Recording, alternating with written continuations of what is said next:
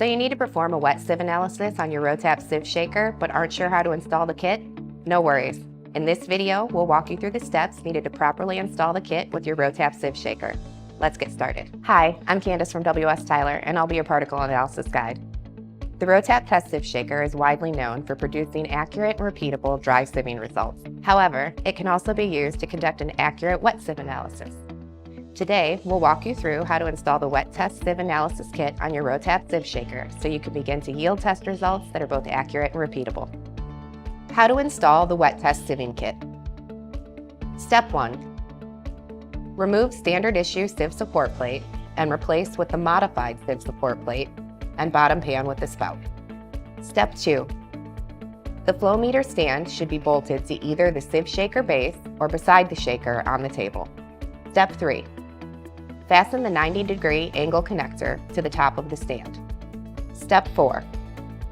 Secure the 3-prong clamp into the open slot on the 90-degree angle connector and position over the sieve stack. Step 5. Insert the flow meter assembly into the 3-prong clamp and tighten so that it is secure. The single tube should be facing the top for airflow. Step 6. Use the 3-inch piece of rubber tube and attach it to the lower outlet in the flow meter assembly. Step 7. The longest rubber tube attaches over the end of the higher outlet on the flow meter assembly. Step 8. Place the sieve stack in the shaker on top of the bottom pan. Attach the outlet tube to the steel tube on the bottom pan. Step 9. Place the sieve cover with inlets on top of the sieve stack. Step 10. Place the modified sieve cover over the sieve cover inlets and secure stack in the shaker. Step 11.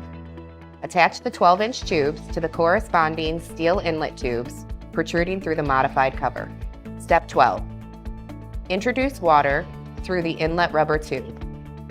Fill the flow meter assembly 3/4 full. This level should be maintained through the duration of the test. Now, set the timer and begin operation.